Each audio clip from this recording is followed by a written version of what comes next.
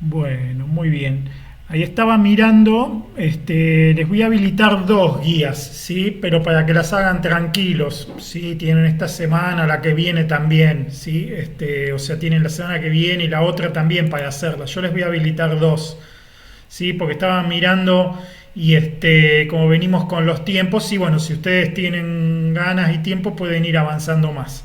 La teoría que les di yo, que ya deben haber visto hoy, ¿sí? Es para estas dos guías, o sea, una es de RAID y la otra es de sistemas de archivos distribuidos, ¿sí? Sistema de archivos de red. Bien. ¿Ah? O Primera sea, parte. con esa teoría ya estaríamos para hacer ambas guías. Ambas guías, exactamente. Pero Bien. bueno, si quieren las revisamos. Acá ya se las estoy habilitando las dos. ¿Sí? La de NFS y la de RAID. Para que las tengan visibles en la página y entonces ya las puedan por lo menos ir mirando. Si quieren las miramos juntos hoy. ¿Sí? Para ver bien qué es lo que tienen que hacer. Y bueno, vamos a empezar como siempre revisando. Primero les tengo que preguntar, ¿pudieron ver la grabación de la clase? De la de sistemas de sistemas de archivos, de distribución del almacenamiento. ¿Cómo les fue con Sí, eso? sí, sí. ¿Mm? Sí, Bien. pero bien. Me Bien. gustó todo, me gustó todo. Sí. Sí, a ver, había muchas cosas que por ahí eran conceptos de la clase anterior. Sí, Todo lo de montaje, habla un poco de file system también. claro. Y eran cosas que sí habíamos visto, pero sí, siempre agregando información, obvio. Sí, porque se hace eso a propósito, para que reafirme lo que ya vieron y bueno, y sobre eso subir lo nuevo, ¿sí? Sí se suele hacer así habitualmente. Bueno, yo por lo menos suelo hacer eso. O sea, suelo repetir las cosas muchas veces, aunque sigo negando que es porque estoy viejo, puede ser que sea un poquito por eso también, pero en realidad lo repito porque sé que es importante para que se fije bien.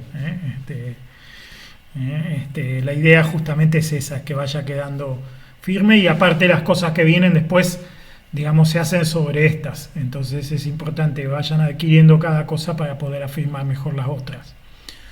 Bueno, ¿quieren que haga un punteo o tienen alguna duda o alguna pregunta puntual? ¿Cómo prefieren? Eh, a Eh, ver, por mi pregunta puntual. ¿Sí? ¿Preferís? Bueno. Por el tema es que RAID es un tema que ya más o menos lo vimos en sistemas operativos. Está insoportable todo. Y capaz el único nivel que no habíamos llegado a ver del todo era el RAID 50. 50. Ah, ¿no lo habían visto? Sí, bueno, es No. una combinación. En realidad, si entienden los otros, ese no es muy difícil. Sí. No. Una de las preguntas que teníamos era, por ejemplo, en el caso del RAID 50, Sí, si ganamos tolerancia al fallo porque permitimos que se nos puedan, por así decir, romper un disco de cada RAID de 5, de cada RAID 5 si quisiésemos. sí. Pero ahora, ¿ganamos velocidad con un RAID 50? Se gana velocidad por la misma razón que se gana velocidad con un RAID 0. ¿Sí? Vos fijate que tenés 6 discos, ¿sí? Y vos distribuís, digamos, el RAID de arriba, digamos, es un RAID 0 y los dos RAID de abajo son RAID 5. ¿Sí? ¿Está bien? Entonces, el RAID 5 tiene una pequeña penalización en escritura. ¿Sí? Si bien tiene Ah, una buena ganancia en lectura, bastante buena, en escritura tiene una pequeña penalización.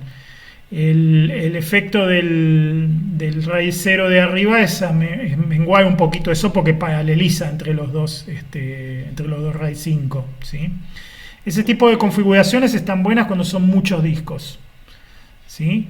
Y si realmente tienen que mantener la idea de volúmenes, de que sea un mismo volumen. Porque si no, la recomendación cuando son muchos discos es hacer volúmenes distintos directamente. O sea, nunca irse a algo tan grande. O sea, es de aplicación muy específica el RAID 50. Es Sí. mucho más común el RAID 5 a secas y no muy grande. No de más de 6 o 7, 6 7 8 discos ya es medio mucho. Sí. Bien. Yo No, lo que tenía de duda era del RAID 50, es más que nada, ¿cómo es que se hace para aplicar, bueno, del RAID 10 también, pero para aplicar esta jerarquía, digamos, de que tenés, poner entre 6 discos, usas 3 con un RAID 5, los otros 3 con un RAID 5, Sí. y el hecho de que esté arriba un RAID 0, no sabría bien cómo... Y eso es gracias al concepto de recursividad de los dispositivos de bloques que vimos la vez pasada.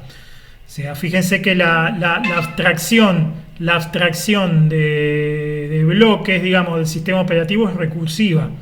O sea, vos podés armar dispositivos de bloques a partir de otros dispositivos de bloques, ¿sí? O podés crear, digamos, podés combinar varios dispositivos de bloque para armar uno más grande, o podés hacer varios dispositivos más chiquitos a partir de uno grande.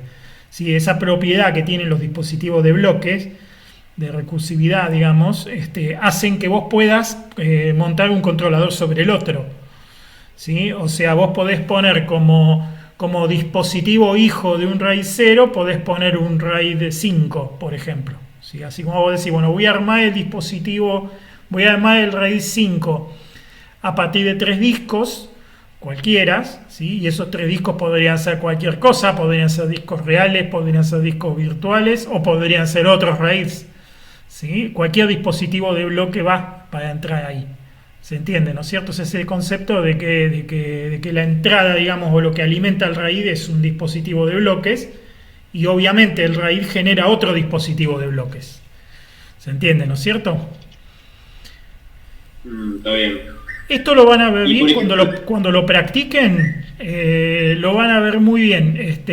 Bueno, la guía, justamente, yo después les quería mostrar un poquito la guía esa, porque ahí está explicadito, y utilizamos el controlador de RAID por software de Linux, que es muy, muy potente, el MD, ¿sí?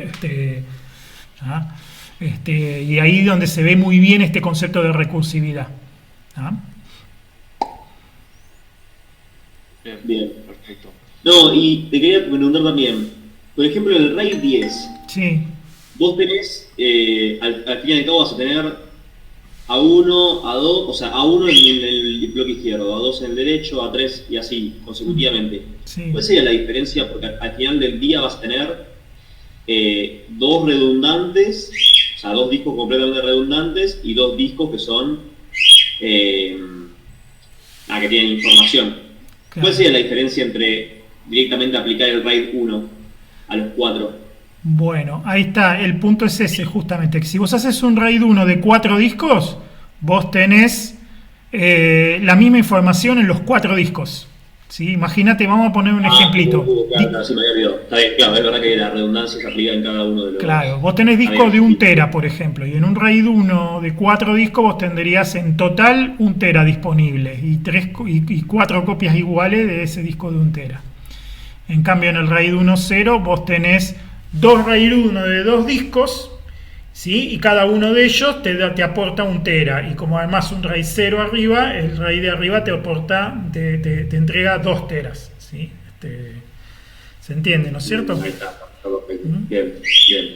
¿Está bien? Y después, la última pregunta de RAID que por lo menos que yo tenía, era, a la hora de hacer el RAID de nivel 5 y de nivel 4, Sí, estos lo que hacen es el tema de la paridad con los XOR. sí, Vos ahí, por ejemplo, podés tener, o sea, lo más clásico de todo, que sería tener justamente dos discos, sí. y un tercero, por ejemplo en el nivel 4, el tercero que tenés la paridad Perfecto. de esos dos. Aplicar la función XOR y te genera cómo debería configurarse el tercer dispositivo. Exacto. Ahora, si yo tengo, por ejemplo, 3 discos que yo quiero guardar, o 4, Sí, yo veo que hay capaz 4 discos y uno solo de paridad extra. exactamente, sí señor, así es.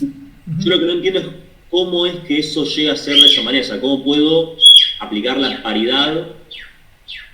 O sea, sí, puedo aplicar la paridad entre los 4, pero no estaríamos perdiendo la parte de que si uno de ellos se rompe, poder reconfigurarlo. En realidad el XOR es una operación conmutativa, ¿sí? Vos podés hacer A XOR B XOR C, y eso es lo mismo que hacer A XOR B XOR C todo junto, ¿sí? Y siempre tiene esa misma propiedad. Si yo saco, por más que tengas 20, si vos sacas uno, ¿sí? Vos haces, si el último disco es el XOR de todos los demás, ¿sí? Si vos sacas uno de ellos, si vos haces el XOR de todos los otros, te da ese que falta.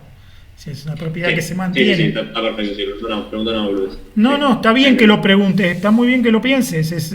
Justamente es para eso que está hecho esto, para que lo pienses así. Es verdad, si vos tenés muchos discos, lo que sí se reduce es el porcentaje de redundancia y por lo tanto aumenta más la probabilidad de que se rompa un disco. Sí, eso es verdad. Por eso es que tampoco hay que hacerse el loco. Y menos con el RAID 4 que tiene un cuello de botella infernal en escritura. ¿Sí? Claro. Con un RAID 5 es un poquito menos. Solo te serviría, creo que lo habías mencionado en la clase, cuando tenés discos heterogéneos entre sí, pero todos más o menos del mismo tamaño. Exacto. Entonces un RAID 4 y el de paridad, que sea el más veloz de todos. Exactamente, eso cuando tenés un disco que es mucho más rápido que los demás, pues ahí te conviene usar eso, pero es muy raro que pase eso también. Claro.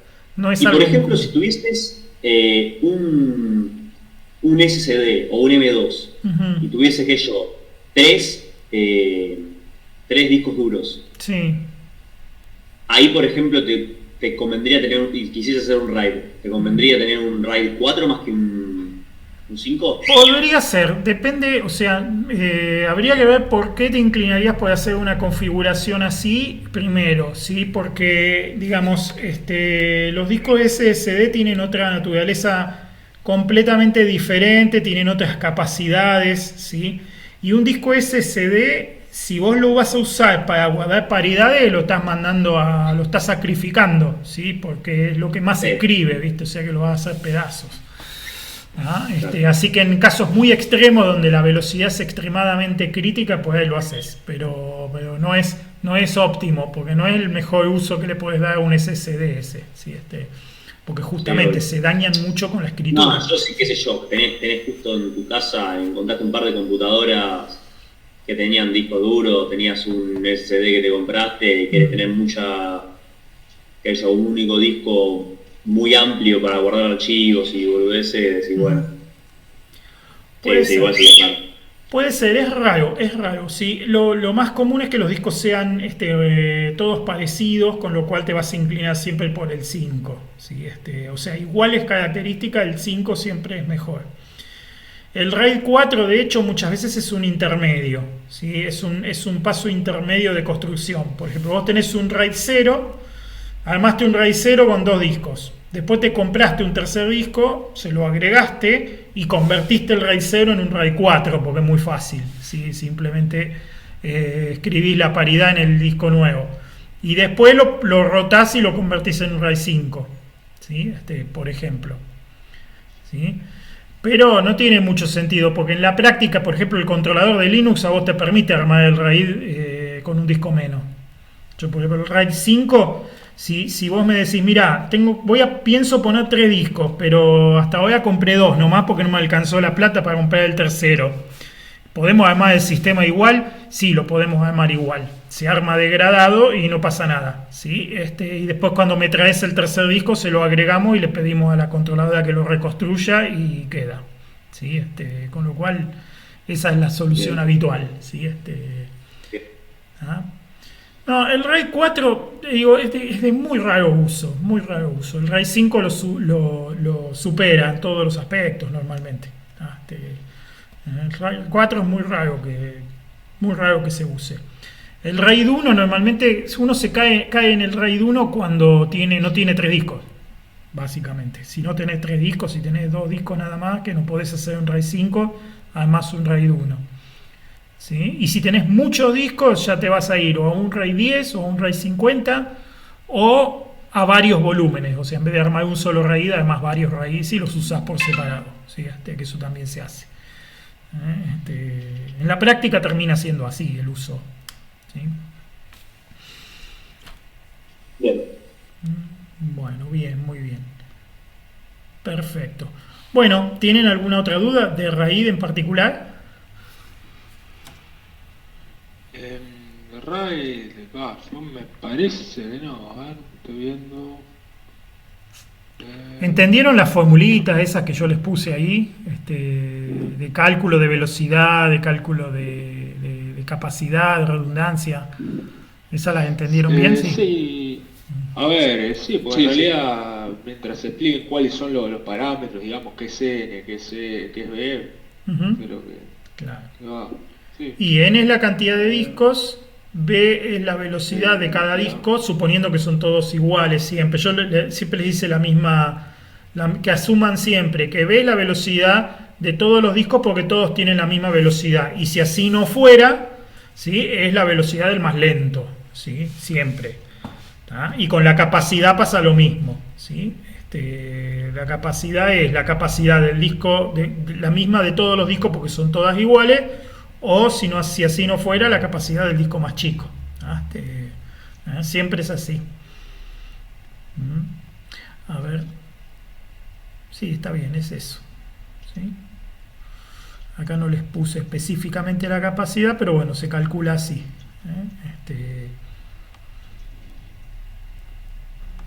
Bien, muy bien, perfecto.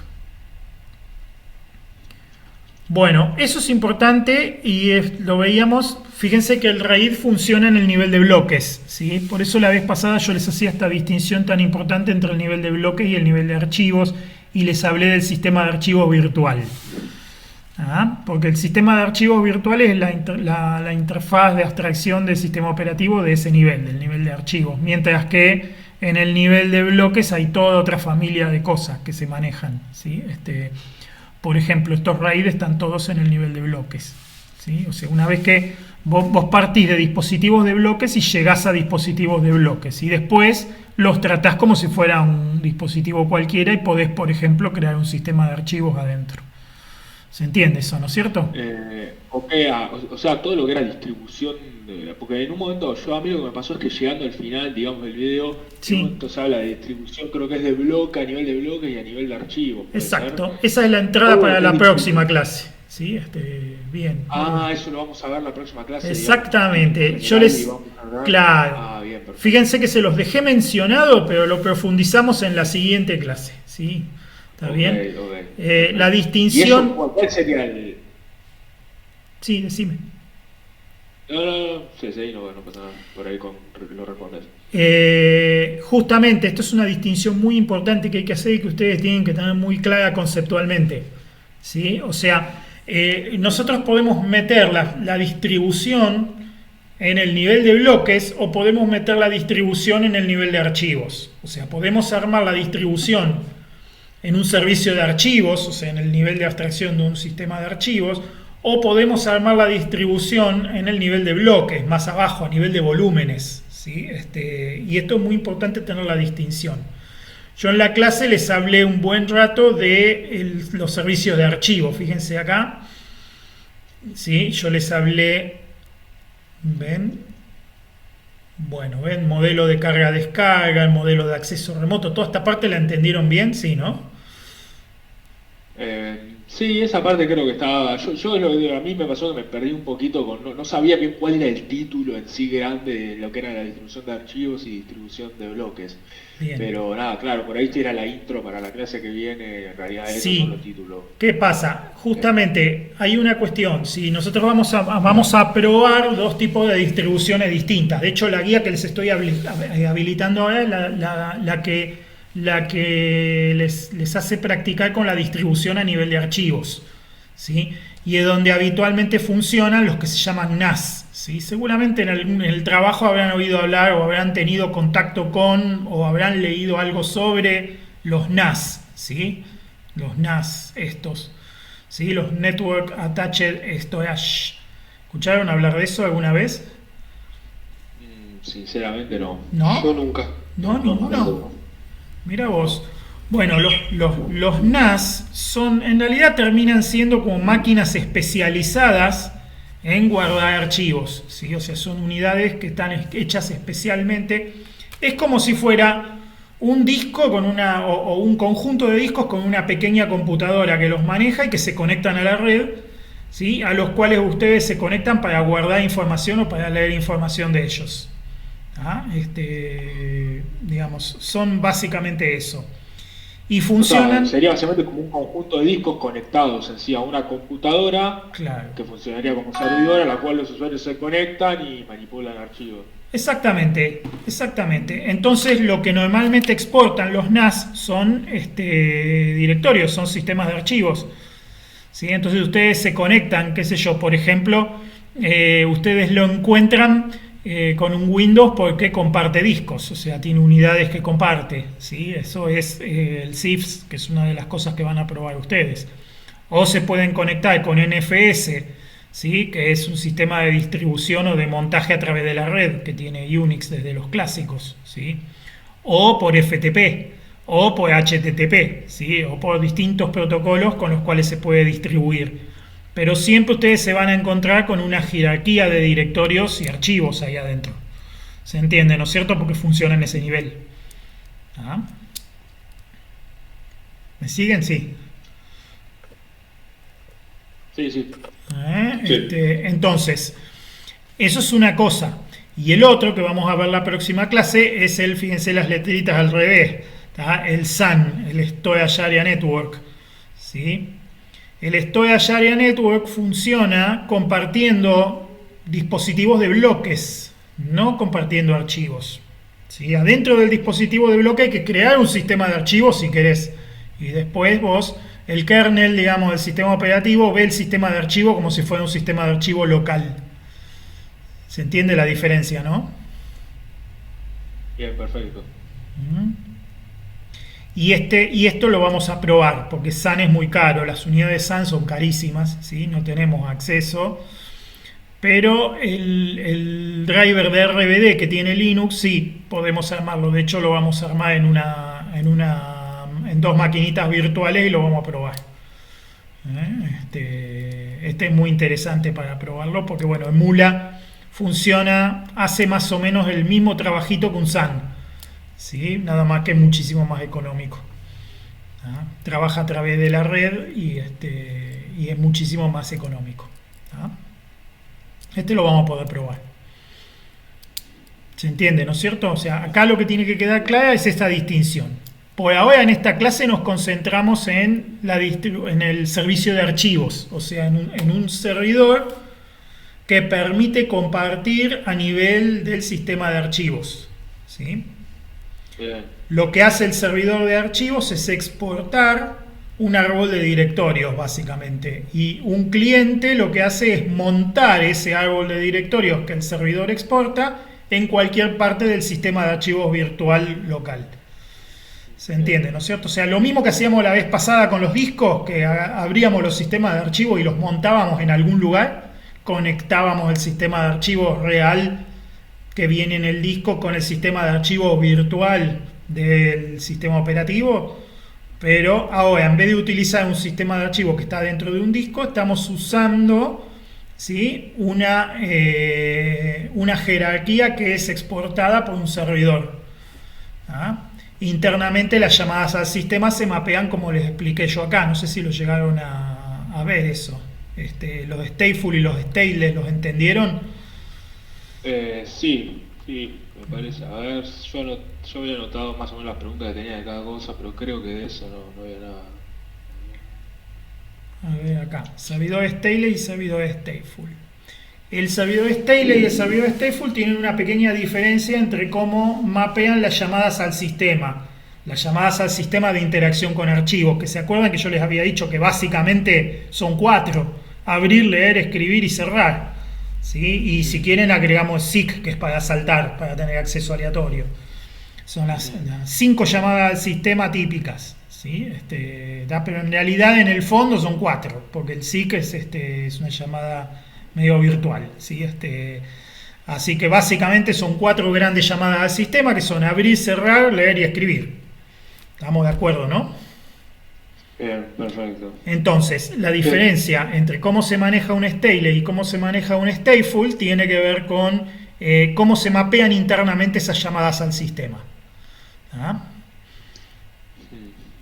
¿Sí? En un servidor stateful, ¿sí? El cliente abre el archivo, ¿sí? Y digamos el controlador que está en el cliente inicia la apertura del archivo en el servidor. O sea, por la red le indica al servidor que tiene que abrir ese archivo. Entonces el archivo queda abierto en el servidor. El servidor lleva una tabla que dice, este archivo lo abrió tal cliente. ¿Tá? De ahí viene la palabra stateful. De ahí, ¿por qué? Porque el servidor tiene estado. ¿Se entiende, no es cierto? El servidor tiene, digamos, un estado. Guarda el estado del cliente. Claro. Tiene una tabla con el estado. Claro, con el estado de los archivos que los clientes llevan, ¿sí? Entonces, un programa abre un archivo. Vos fíjate que el programa no tiene ni por qué saber que es un sistema de red, nada. Es completamente transparente, tiene transparencia de locación. ¿Se acuerdan? Entonces, el cliente no tiene ni idea que está abriendo un sistema de red. El cliente hace un open y no sabe si es local, si es remoto, no tiene ni idea. El programa, digamos, ¿sí? Va y hace el open. Ese open es atajado por el controlador del cliente del sistema de archivos de red, ¿sí? Por ejemplo, un cliente de NFS o un cliente de CIFS, ¿sí? Yo uso esos dos de ejemplo porque uno justamente tiene un enfoque stateless y el otro tiene un enfoque stateful, ¿sí? El CIFS, que es el de Windows, tiene enfoque stateful y el de Unix tiene enfoque stateless. El NFS de Unix tiene enfoque stateless, ¿sí? Entonces, ¿cómo es el stateful? En el stateful, el programa dice open. El cliente toma el open y, digamos, le pide al servidor que haga un open del lado de él. El servidor lo abre, ahí sí es local. Entonces se llama un open local en el servidor. ¿Tá? Y el servidor lleva una tabla donde dice, tal cliente tiene tal archivo abierto. O sea, el descriptor, digamos, queda guardado en el servidor. No solamente en el cliente. El cliente queda con el descriptor y el servidor también queda con el descriptor. ¿Se entiende, no es cierto? ¿Se acuerdan de este concepto de descriptores que también lo vimos hace un par de clases? Sí. Un descriptor es a un archivo lo que un proceso es a un programa, ¿sí? El descriptor es el concepto de archivo abierto. ¿Está bien? Bien, bueno, perfecto. En un cliente stateful, ¿sí? El cliente recibe el open. ¿Sí? El programa quiere hacer un open. El cliente recibe el open y inicia un open en el servidor. El servidor le dice, ok, ya tenés tu open, acá tenés tu descriptor, y el cliente hace lo mismo con el programa. Se lo pasa al programa, le dice, toma, acá tenés tu archivo abierto. Cada vez que el cliente hace un read o un write, ¿sí? Cada vez que el programa hace un read o un write, el controlador cliente retransmite ese read o ese write al servidor, espera la respuesta del servidor y se la pasa al programa. ¿Ah? Y lo mismo con el close. Cuando el programa hace un close, el cliente del sistema de archivo de red manda a cerrar el archivo al servidor y después cierra el descriptor localmente y ya está. ¿Ah? O sea, el mapeo es uno a uno de todas las llamadas al sistema.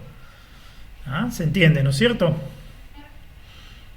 En el stateful las mapeos es uno a uno, siempre es uno a uno, ¿sí? El mapeo de la llamada al sistema. Mientras que en un servidor stateless, los descriptores se quedan del lado del cliente. El servidor no sabe nada sobre los archivos que los clientes tienen abiertos. ¿Ah? Entonces, ¿cómo se mapean las llamadas al sistema ahí? El cliente, ¿sí? El programa le pide al cliente un open. El cliente intenta hacer el open en el servidor, ¿sí? Si el servidor le contesta que el open está todo bien, o sea que se puede hacer, inmediatamente hace un close, ¿sí? O sea, en el servidor se cierra inmediatamente, pero en el cliente queda guardado el descriptor de archivo abierto de cara al programa. O sea, para el programa está abierto, pero en el servidor no pasó nada. En el servidor simplemente hubo una prueba a ver si se podía abrir y nada más. ¿Se entiende, no es cierto? Consulta, porque así lo anotamos el proceso de cómo sería. El proceso de open en stateless, entonces el programa le pide al cliente un open. En stateless, el programa le pide al cliente que abra un archivo que supuestamente está en el servidor. El cliente, ¿sí? Que supuestamente está en el servidor. El cliente le pide al servidor que intente abrir el archivo, a ver si puede. ¿Ah? Si el servidor puede abrir el archivo, si no hay ningún problema, le devuelve el OK y entonces inmediatamente se cierra el archivo. O sea, el open es simplemente un simulacro, no se abre. O sea, se abre y se cierra inmediatamente en el servidor. ¿Ah? Es simplemente porque hay que hacerlo y para asegurarnos de que se puede abrir. Imagínate que el archivo no existe o no tenés permiso o lo que sea, tiene que fallar, ¿sí? ¿Está bien? Entonces, el open en el cliente hace un open en el servidor nada más que para probar que se puede. Y después inmediatamente lo cierra. Pero el descriptor queda en el cliente. Cuando el programa, ¿sí?, utiliza ese descriptor para hacer un read o un write, ¿sí?, el cliente manda a abrir el archivo en el servidor, hacer un seek hasta la posición donde dice el descriptor del cliente que el programa está, hace la lectura y lo cierra inmediatamente. O sea, hace todos esos pasos y le da los datos al programa. O sea, el programa piensa que tiene su archivo abierto como si fuera cualquier archivo normal, pero el cliente es más inteligente y abre solamente el archivo para hacer esa consulta específica y lo cierra inmediatamente. ¿Ah? ¿Se entiende, no? Okay. ¿Para qué sirve esto? Esto genera un nivel de acoplamiento mucho menor entre el cliente y el servidor, ¿sí? Y genera mucha menos sobrecarga en el servidor, que no requiere llevar una lista completa de todos los descriptores que tienen los clientes, ¿sí? O sea, patea el problema de llevar los descriptores a los clientes. ¿Se entiende, no es cierto? Bien. Entonces, ¿qué ocurre? Esto es mucho más resiliente a caídas, por ejemplo. Si hay una caída de red o si el servidor de archivos se apaga cuando todos los clientes tienen archivos abiertos, ¿sí?, la respuesta es muchísimo más robusta, ¿sí? Un cliente que quiere, digamos, el programa le pide que vaya a interactuar con un archivo que se supone que tiene abierto. Cuando el cliente se quiere conectar al servidor y el servidor no le contesta, el cliente puede, por ejemplo, bloquearse, decirle al programa, bueno, espera, y dejarlo en un bloqueo, ¿sí? Y hasta que el servidor no vuelva, no desbloquea el programa, ¿sí? Eso tiene una ventaja y una desventaja. La ventaja es que los datos se mantienen siempre consistentes, porque nunca vas a tener una respuesta interrumpida por un problema de red, ¿sí? El programa queda en stand-by hasta que la respuesta llegue, ¿sí? Y la desventaja es exactamente esa, que el programa puede quedar bloqueado horriblemente, ¿sí? O sea, se puede quedar frisado completamente hasta que no llegue la respuesta. En cuyo caso a veces se opta por una respuesta más blanda, por decir, bueno, está bien, hago eso, pero si tarda demasiado, ¿sí?, genero un error, le levanto un error al programa y ya está, diciéndole no lo puedo leer. ¿Se entiende, no es cierto? Bien.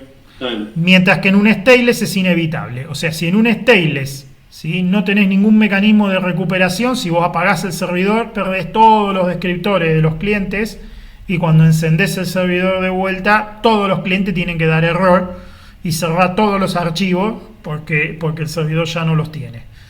¿Se entiende, no es cierto? Si bien también hay mecanismos de recuperación de eso. ¿Ah? ¿Se entiende, no es cierto? En el stateless es la tolerancia a fallos o en el stateful? En el stateless tenés mejor tolerancia a fallos por esa razón. Porque el servidor se apaga, se enciende y, digamos, el cliente podría no haberse ni enterado que pasó eso. Si nadie le pidió nada mientras el servidor estuvo apagado, ni se enteró. Mientras que en un stateful, si vos lo apagás, se va al estado del servidor y los clientes se quedan colgados. ¿Entendés? Se entiende, ¿no? Y ahí se pierde todo, digamos. Claro. Se pierde el progreso. Porque habéis dicho que el stateless pasaba eso, por eso me había desconfigurado. Claro. No, en el stateful. En el stateless vos podés tener, por ejemplo, como vos no tenés archivos abiertos en el servidor, si el servidor se apaga, ¿sí?, no pasa nada. ¿Ah? Si el cliente quiere ir a acceder al servidor y no puede quedarse bloqueado esperando a que el servidor vuelva, por ejemplo. ¿Ah? Perfecto, sí. Mientras que si el servidor es stateful, ¿sí?, el servidor se supone que sabe de qué le estoy hablando cuando le paso un número de descriptor, pero al servidor me lo rebootearon y de ese descriptor ya no sabe nada. Y ahí se produce una caída. Ustedes van a ver que CIFS, por ejemplo, CIFS tiene eso. Si ustedes tienen un archivo abierto en CIFS y apagan el servidor, cuando lo vuelven a encender, el programa recibe un error de lectura. O sea, el mismo programa se tiene que recuperar de eso. Tiene que cerrar el archivo y volverlo a abrir. Mientras que en el stateless no. En el stateless toda esa parte la maneja el cliente, el controlador cliente. El programa se puede quedar bloqueado porque, bueno, quiere leer y no, como el cliente no le puede contestar, lo bloquea, lo deja en primitiva interrumpida, ¿sí? Bloqueo. Y hasta que no vuelva al servidor no le devuelve, ¿sí? NFS incluso tiene una configuración donde la primitiva puede ser no interrumpible directamente, o sea que realmente no hay forma de cortarlo hasta que el servidor no vuelve. Piensen en las implicancias de esto, porque yo, por ejemplo, ponele que se me cayó el servidor de archivos y yo levanto otro servidor de archivos que es una copia, ¿sí? Es no sé, es algún tipo de espejo que yo tenía armado de otro servidor, por ejemplo, o un clon, ¿sí? Por si este se rompía.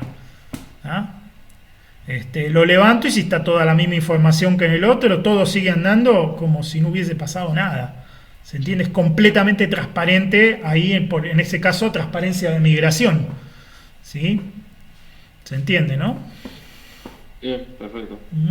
Bueno, Stateless permite esas cosas, pero la desventaja que tiene es que es un poquito menos eficiente, ¿sí? Hay muchas optimizaciones que se suelen hacer que no se pueden hacer en un servicio Stateless, ¿sí? Por ejemplo, el read ahead, ¿sí? O guardar caché en el servidor. Esas cosas no se pueden hacer porque no hay estado en el servidor. ¿Se entiende, no es cierto? Bien, perfecto. Bien, esta parte era importante. Es importante que entiendan conceptualmente la diferencia, ¿sí? Disculpen, vos, Lucio, tenés un pajarito y yo tengo un gato acá, ¿sí? Que quiere entrar y salir todo el tiempo. Sí. Por lo menos no está pillando. No, pero molesta, cuando tiene ganas molesta. Empieza a maullar o a rasguñar la puerta y bueno. Bueno, muy bien, muy bien. ¿Se entendió entonces bien la diferencia entre stateless y stateful? Sí, todo bien. Sí. Bien, perfecto. Esta parte de la semántica de compartición, ¿se entendió bien? Esto también es importante porque esto a nivel de diseño condiciona mucho. Sí, yo cuando lo leí se asociaba un poco con el tema de los modelos de carga-descarga y el otro, y el de acceso remoto. Exacto. Había uno. Exacto. Sí, estaba bastante claro. Responde a eso, ¿viste? Por ejemplo, Unix, ¿se acuerdan ese experimento que habíamos hecho? Lo hice con ustedes, ¿no? A ver si me está fallando la memoria. Que escribíamos en un archivo con dos descriptores distintos y que se pisaban uno al otro. ¿Lo hicimos con ustedes eso? Sí. Bien, bueno. Eso tiene que ver con la semántica de Unix, ¿sí? Si yo tengo un descriptor abierto, ¿sí? Y hago un flush, ¿está bien? En el momento en que hago el flush, el cambio se refleja inmediatamente en todos los demás. O sea, cualquier otro programa que esté leyendo ese archivo en el momento lo lee, ¿sí? El problema era por los flush, ¿sí? O sea, cuando ¿se acuerdan que las terminales yo les había explicado que hacía el flush cuando apretas Enter, por ejemplo? ¿Sí? ¿Se acuerdan? Eso sí lo vi con ustedes. Digamos, el buffering se bajaba cuando alguien apretaba un Enter en las terminales. ¿Se acuerdan? Sí, eso se lo expliqué a ustedes, ¿no? Creo que sí. ¿Se acuerdan que yo les dije, sí. Cuando estábamos viendo el tema del CAT y yo les decía, che, ¿y quién corta después de la línea? ¿Quién es el que hace que la línea viaje cuando apretamos Enter? Sí, bueno, eso es. Sí, que probamos eso. Sí, exactamente. Bueno, eso tiene que ver justamente con la semántica de Unix. Si yo abro un archivo y clono el descriptor, ¿sí? Y estoy usando el mismo descriptor, no hay problema, porque todos los programas mueven ese descriptor, ¿sí? Unix te garantiza consistencia con respecto al uso del descriptor, pero después te dice de los datos que manejás es problema tuyo, ¿sí? O sea, la concurrencia te tenés que manejar vos.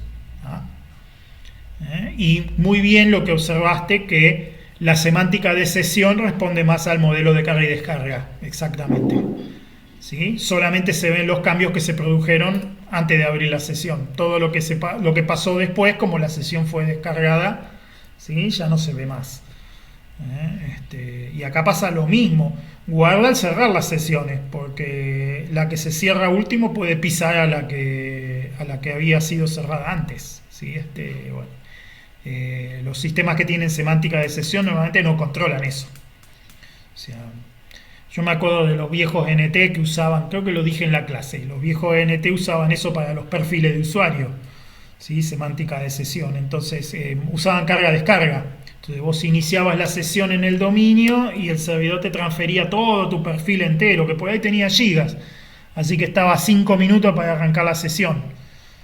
Y ni hablar que si otro abría la sesión con tu usuario en otro lado, se podían pisar.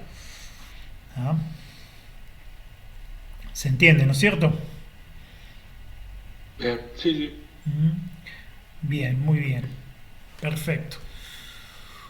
Bueno, bien.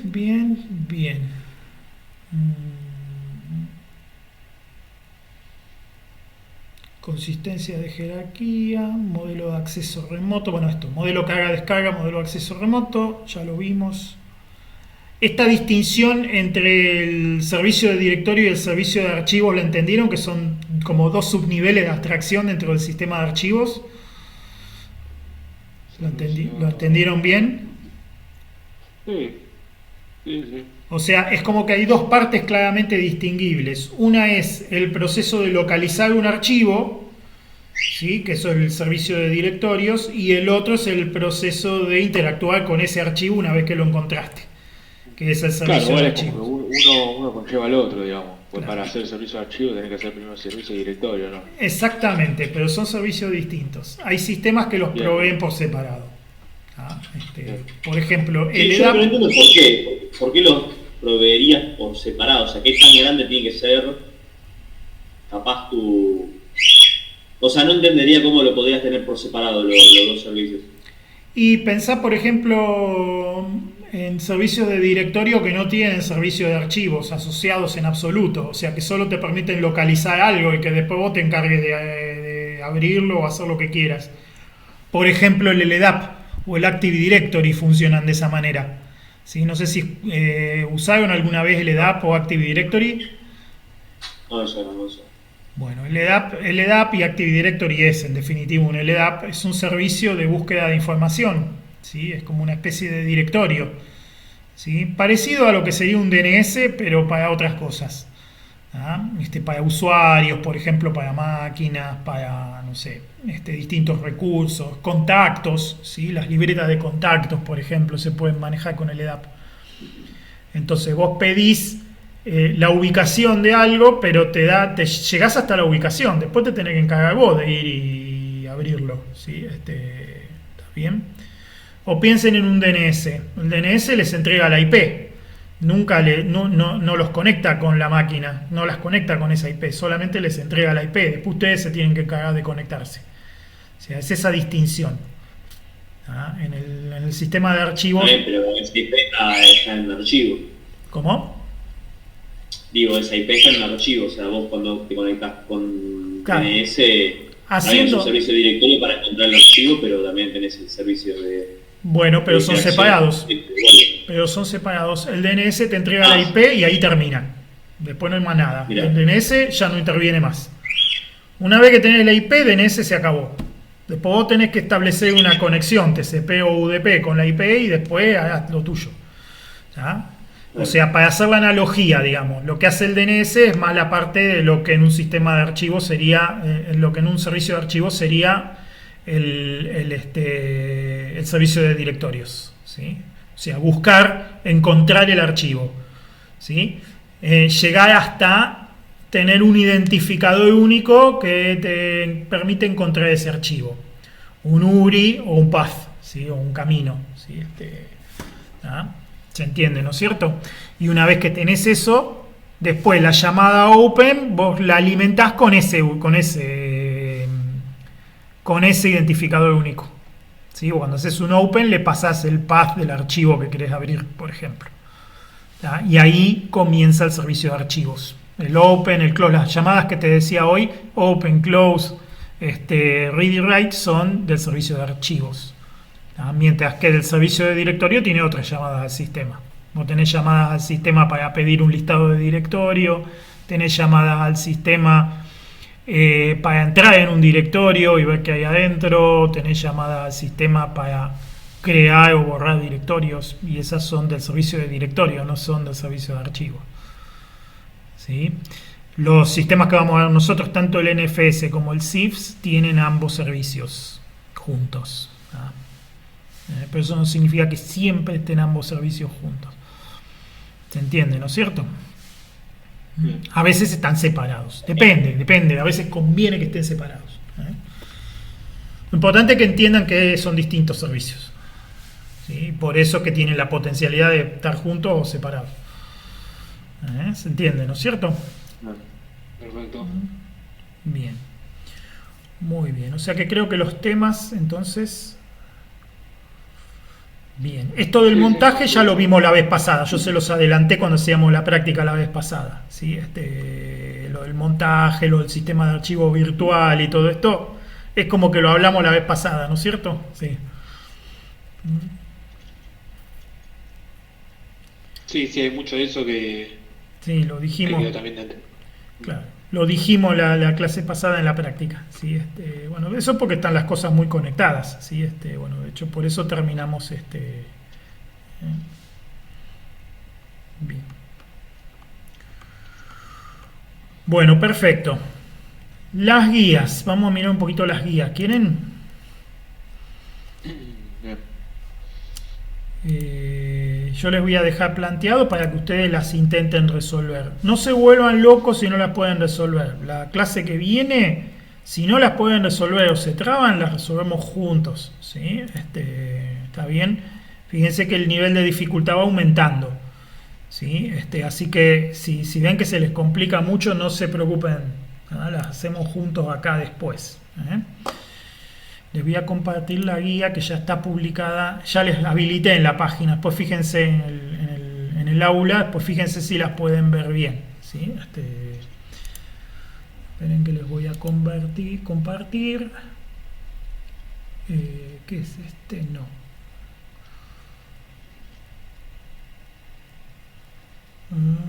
¿Cuál es? Cursos, sistemas distribuidos. Esta es. Esta. A ver si la ven bien. ¿Se ve bien ahí? Estamos Sí, viendo. sí, Vos estamos viendo. Sí. ¿Cómo? ¿Lo ven bien? Sí. Esta es la Sí, página. La acabo de habilitar, sí, es la página del curso que está habilitado manejo de raíz y está habilitado NFS. Están las dos. ¿Sí? Bueno. Nosotros igual no vemos nada ¿Qué no ves? habilitado, digamos, de ninguno de los dos. Digamos, nosotros desde nuestro usuario. de uno no tenemos nada habilitado. Recarguen, Tenemos ponelo. habilitado. Sí, ya recargué. Manejo de raíz y NFS, ¿no la ven? Vemos Sí. la pestaña, pero no tiene contenido. Exactamente eso debería ser. No tiene contenido, capaz que está cortado.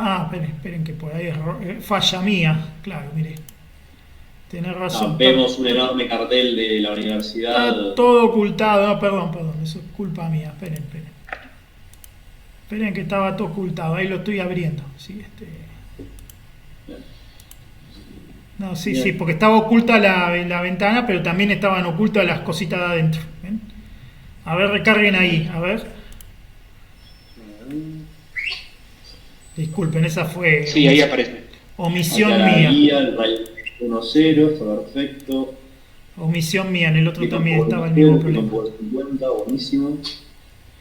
Está la guía 3 y la guía de NFS está solita. Está bien. Sí, ahí está, así, ¿no? Sí, yo tengo siempre hago esto para ver cómo lo ven ustedes. Tengo la costumbre de cambiar de rol.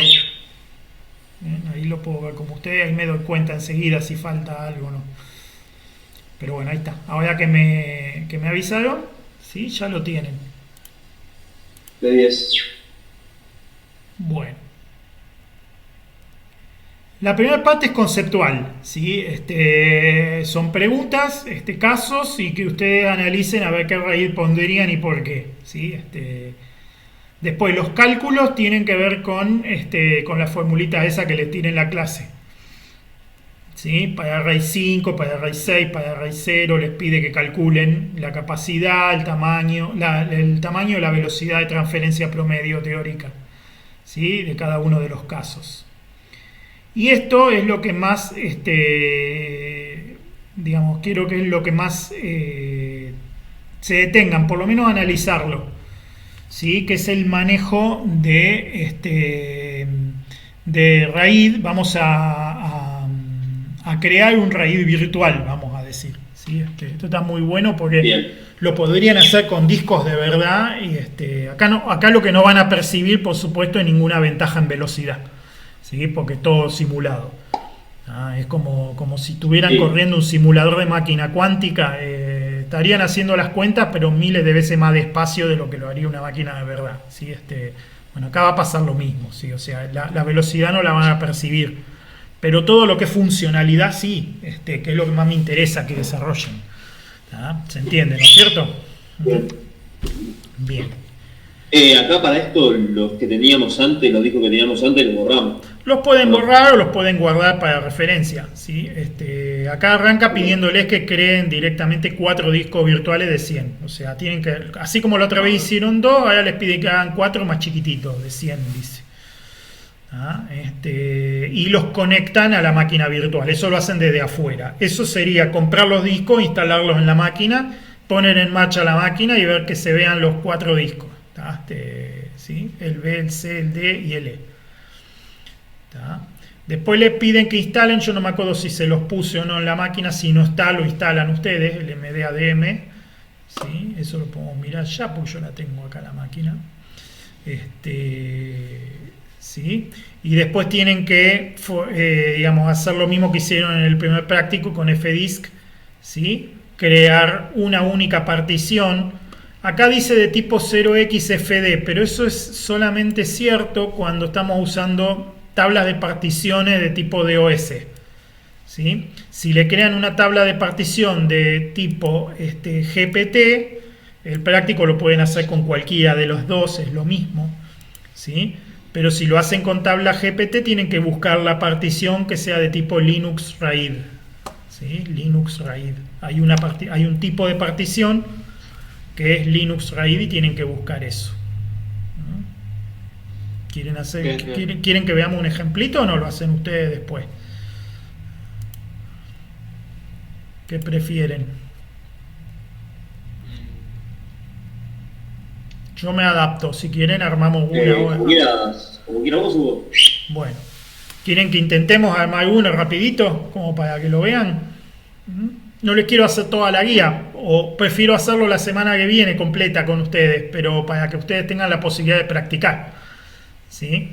Sí. Nada, vamos la semana que viene, sí. Está bien. Sí. Como vos prefieras eso, no sé cómo prefieras. Me voy a concentrar en el tema del FDisk, porque ahí les dice, porque se pueden confundir, dice una tabla de partición de tipo FD, ¿sí? 0xFD, ¿sí? Y anótenlo por ahí, es una tabla de partición, una partición de tipo Linux RAID, ¿sí? Fíjense, a ver. Eso en el caso de que sea GPT. ¿Cómo? Claro. Eso habían dicho, claro, porque Exacto. podemos hacerlo DOS y estaría pensado para hacerlo con tabla de DOS. Claro, exacto. Fue pensado, el práctico cuando se escribió para porque todavía no estaban tan en uso estas. Esperen que les voy a compartir un segundito la pantallita y les muestro. Perdón, dijiste, 0xFD es una partición de tipo RAID. De tipo Linux RAID, exactamente. Linux RAID. Esperen que les voy a compartir la pantallita y les voy a mostrar lo que el FDisk para que se note, para que se vea.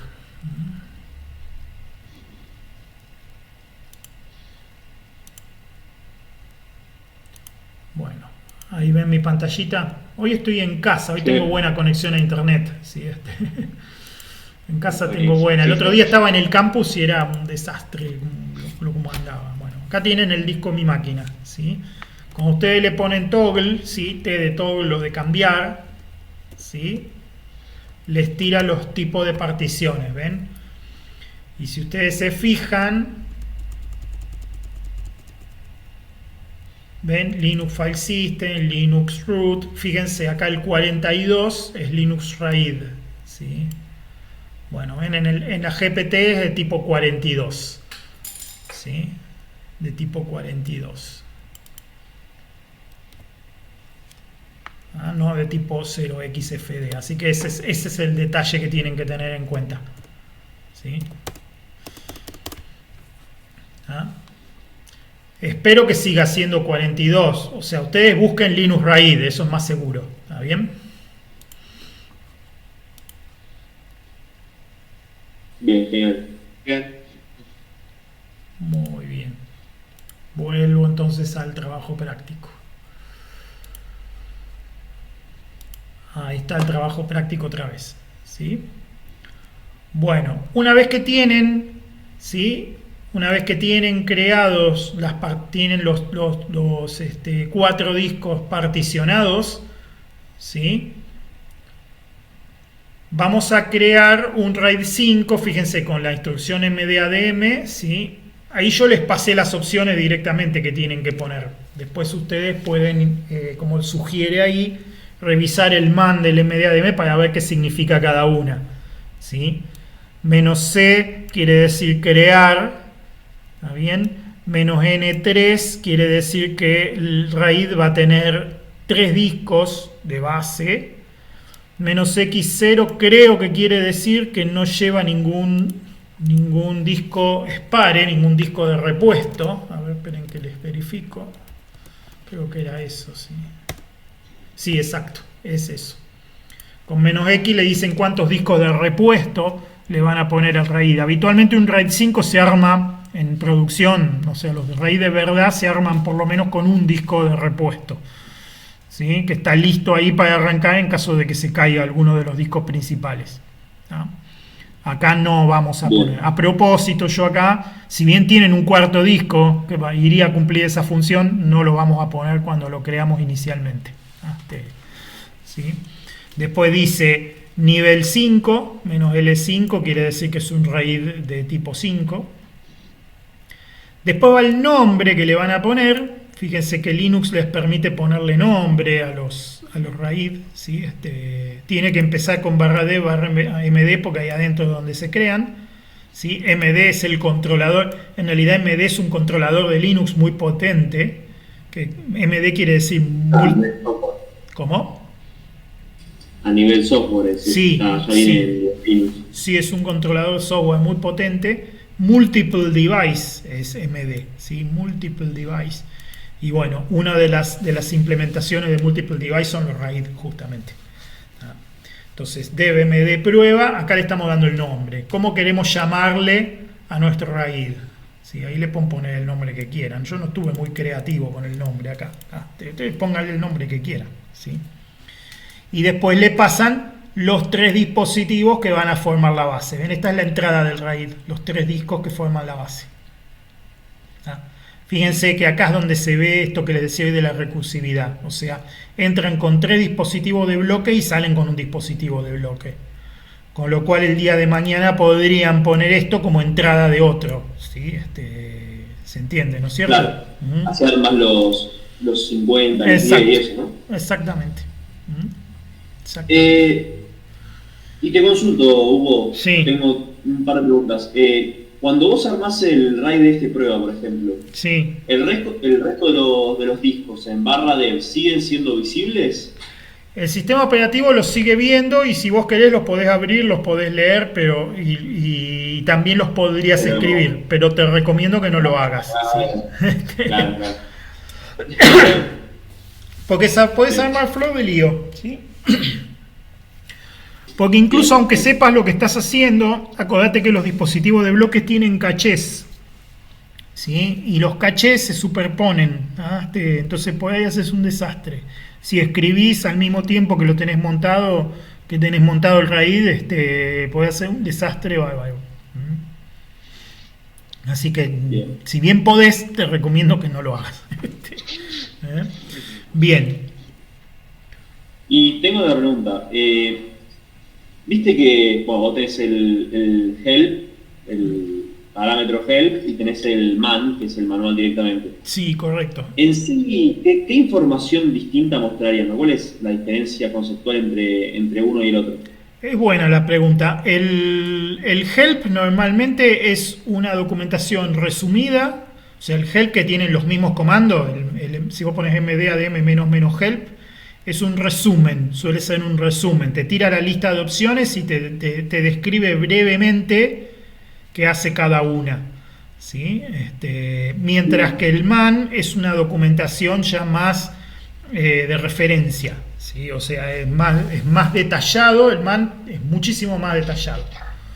O sea, es una documentación de referencia. El otro es una documentación como de ayuda a memoria, ¿sí? Sinóptica. Claro, o sea, generalmente vos te olvidaste cómo era un parámetro, lo buscas en el help, y si querés leerte cómo funciona un comando, qué es lo que hace, te buscas el man. Exactamente. Es más, yo habitualmente cuando escribimos los scripts, le hago help. ¿Tá? Y en el help documento qué hace cada opción. ¿Por qué? Porque yo mismo la semana que viene agarro ese script que escribí yo la semana pasada y ya no me acuerdo nada que hice. Entonces, más vale que lo haya documentado, porque si no me enojo, porque sé que es un error muy común. Asumir que te vas a acordar, no te acordás nada, porque te vas a hacer otra cosa y te olvidás todo. ¿Sí? Entonces es muy importante, en las líneas de órdenes es muy importante tener ese tipo de cosas. La línea de órdenes trabaja muy bien con la memoria de hábito. Las cosas que haces todos los días te las acordás y te salen solas, pero las cosas que no haces todos los días te las vas a olvidar, y si no tenés una documentación donde irlas a leer, está frito. Por eso todos los comandos habitualmente tienen helps, ¿sí? Y Debian, por ejemplo, tiene la política de hacer mans. Los comandos que no traen man nativamente se los hacen ellos, ¿sí? Por eso es que en Debian va a encontrar man de todo. ¿Se entiende, no es cierto? Bien. Bueno, muy bien. Bueno, el procmdstat, esto merece una pequeña introducción, ¿sí? El sistema de archivos que está montado en /proc es un sistema de archivos en memoria. Es un sistema, es una interfaz mapeada a sistemas de archivos. Es una interfaz del kernel mapeada a sistemas de archivos, ¿sí? Piensen ahora en un sistema de archivo como una interfaz. ¿Sí? Esto es difícil, pero piénsenlo. ¿Sí? Si yo tuviera que controlar algo, ¿sí?, muy grande, que tiene un montón de parámetros, y yo pienso en cada uno de esos parámetros como en un archivo en el cual puedo leer o escribir. Por ejemplo, quiero encender, escribo un 1, quiero apagar, escribo un 0, ¿sí?, en ese archivo. Y en una jerarquía de directorios para ordenarlo de una manera coherente, para que sea más fácil de llegar a las cosas. Como si el árbol de directorio fuera un árbol de menúes, digamos, ¿sí? Y que los archivos fueran las opciones que están en los menúes. ¿Se lo visualizan? O sea, pensar en un sistema de archivo como una interfaz. ¿Lo visualizan? No, estas cosas locas son las que pasan en Unix, ¿sí? O sea, a ver, vos tenés un árbol de directorio, de menúes, por ejemplo. Vos tenés, qué sé yo, 4 menúes que cuando los abrís tienen sus submenúes, que cuando abrís cada uno de ellos tiene otros submenúes más. Es una estructura de árbol, ¿no es cierto? Ok, sí. Bueno, si cada uno de esos menúes se convierte en un directorio, ¿sí?, y las entradas finales, digamos, de los menúes, lo que te llevaría a las pantallas o a las entraditas finales de los menúes, serían los archivos. Entonces vos podés leer o escribir de esos archivos para ver cómo están configuradas las cosas, o escribir para modificar las configuraciones. ¿Se entiende, no es cierto? Bien. Es un sistema de archivo, o sea, se aprovecha el sistema de archivo virtual que vimos la vez pasada, y en vez de montar un sistema de archivos real, montamos eso. Montamos una ilusión que está creada a partir de una jerarquía de configuraciones y unas configuraciones que están mapeadas como archivos. Yo leyendo o escribiendo de ahí puedo modificar parámetros del kernel, por ejemplo, del kernel de Linux. ¿Sí? Es súper potente eso. El ProSys, por ejemplo, es donde están todas las configuraciones de kernel que yo puedo modificar. Y para modificarlas, bien al estilo Unix, lo único que tengo que hacer es leer o escribir de archivos en el /sys, del ProSys. ¿Sí? Bueno, explicado esto, el mdstat es la interfaz para ver en qué estado se encuentran los RAIDs, o sea, es la interfaz que ofrece el sistema MD para que vos puedas ver cómo está trabajando el kernel con tus RAIDs.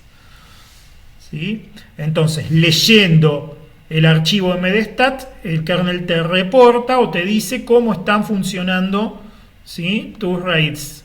Les voy a mostrar un ejemplito. Yo tengo un RAID acá hecho en mi máquina. ¿Sí? Así que les voy a mostrar cómo se ve eso. A ver.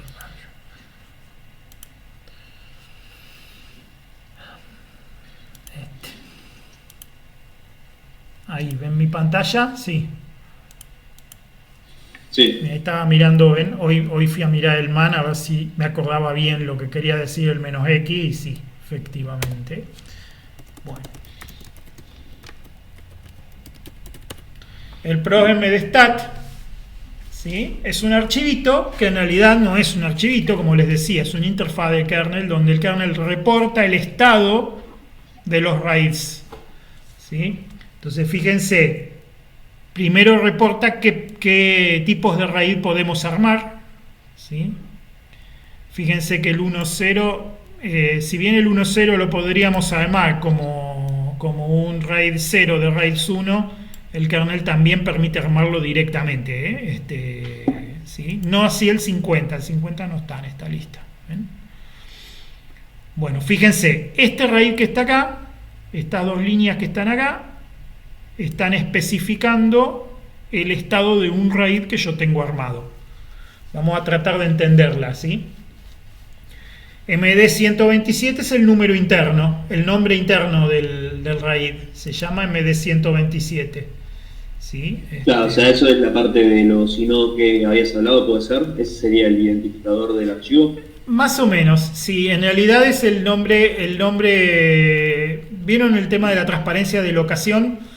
Con eso el kernel de Linux hace, sí, es parecido, pero en otro nivel, ¿sí? Fíjense que el RAID que yo creé se llama Ananda-EFI, ¿sí? Pero si yo le hago un ls a esto, me dice que es un enlace simbólico al MD127, y ese es el dispositivo de bloques, ¿sí? El dispositivo de bloques es este. Ahora sí, acá sí tenés el major y el minor que te decía yo la otra vez. El major de los controladores MD es 9 y el minor es 127. Por eso es MD127. Fíjense que el número corresponde al minor. ¿Lo ven? Eso no tiene por qué ser así obligatoriamente, pero bueno, está ordenado así. ¿Ah? Les digo, Linus Torvalds es muy obsesivo con el tema del ordenamiento, ¿sí? Es muy obsesivo, o sea, se encuentran patrones como esto en todos lados, en el kernel de Linux, ¿sí?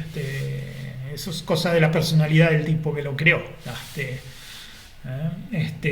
Bueno, volviendo al MD, que era, digamos, a ver, acá.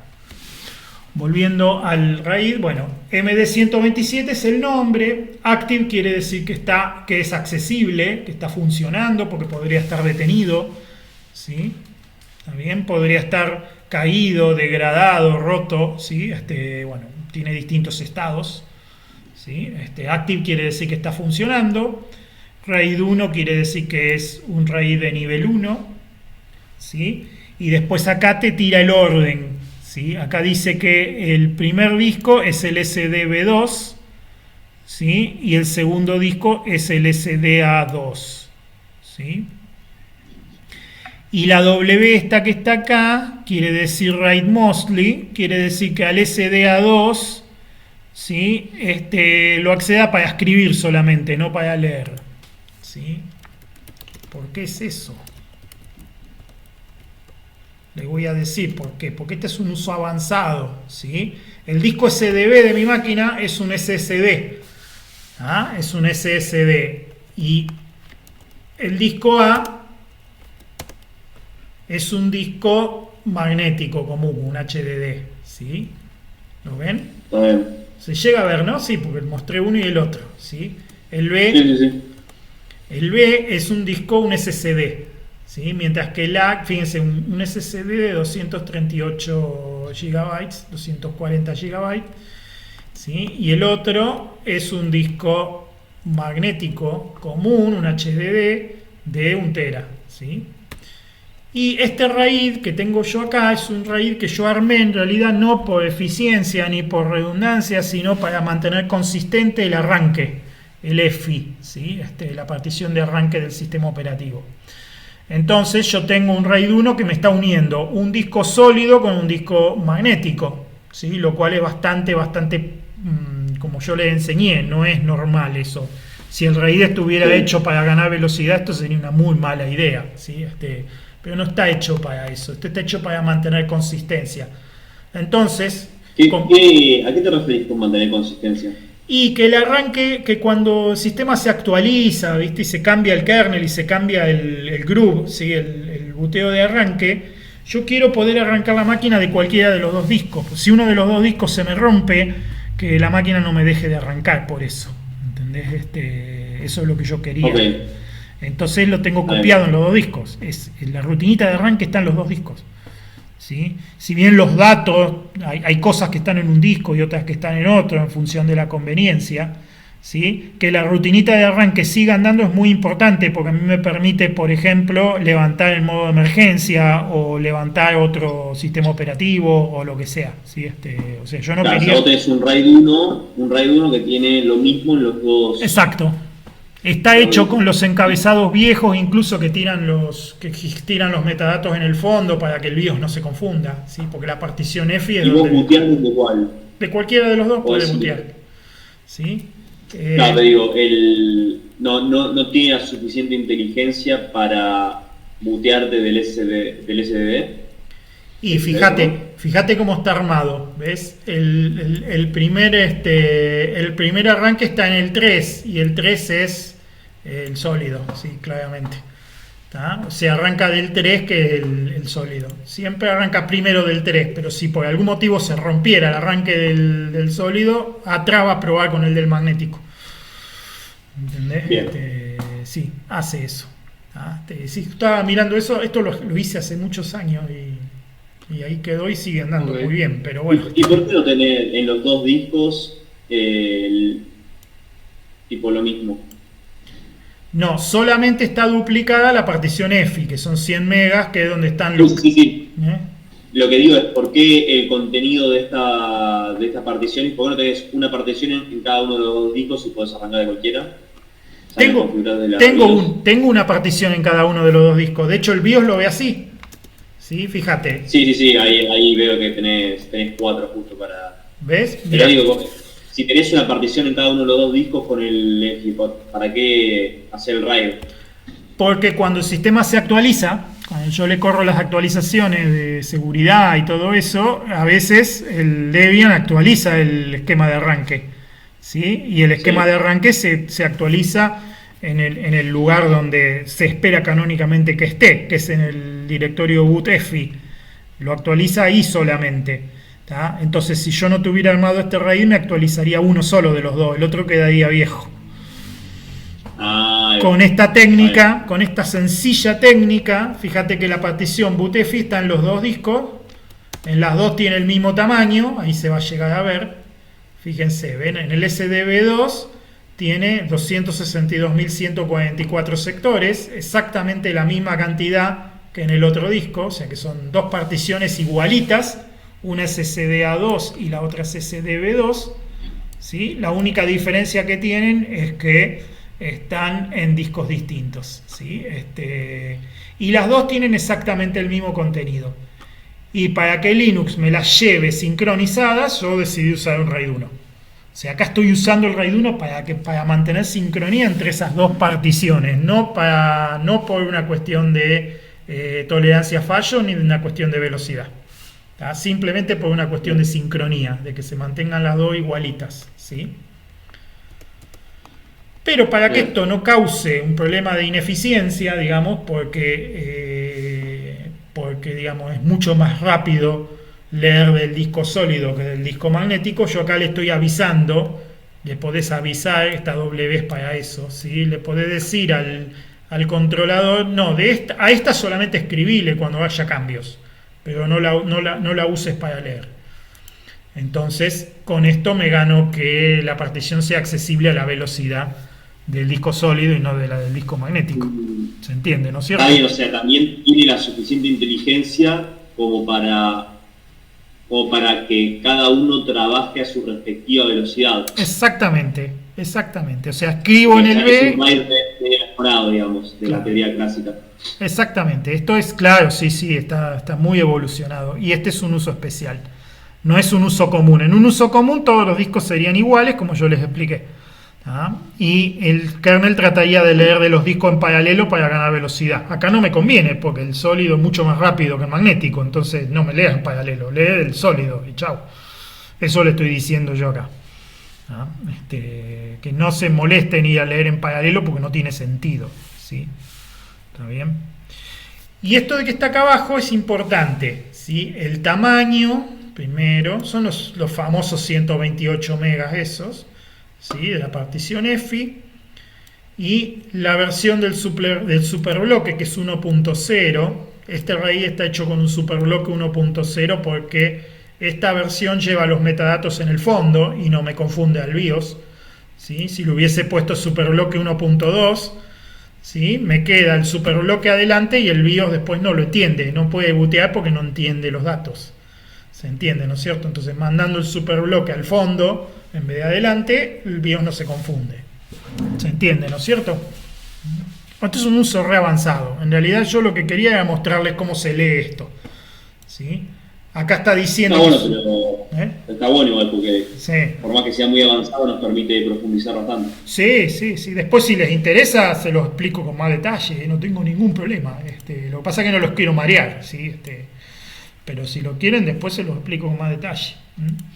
Después tenés cuántos discos están activos de un total de cuántos discos, en este caso son 2 de 2, y estas letras la U es de que están en sincronía. ¿Ah? Cuando ustedes creen los RAID en la máquina virtual, ustedes van a ver que después de ejecutar el MDADM, cuando hagan el CAD pro MDStack como sugiere la guía, van a ver que esto les va a reportar que el RAID se está reconstruyendo. Va a haber 2 U y va a haber una que va a estar sin U. ¿Sí? Que es donde se va a estar reconstruyendo la paridad. ¿Sí? ¿Se entiende, no es cierto? Hugo, te hago una pregunta. Sí. Porque viste que los RAID se hacen a partir de discos. Pero ahora me quedó la duda, vos lo hiciste a partir de particiones dentro de tus discos. Exactamente. O sea, es distinto eso. Exactamente, porque ¿Sí o son, sí siempre se pone de partición o...? son dispositivos de bloques.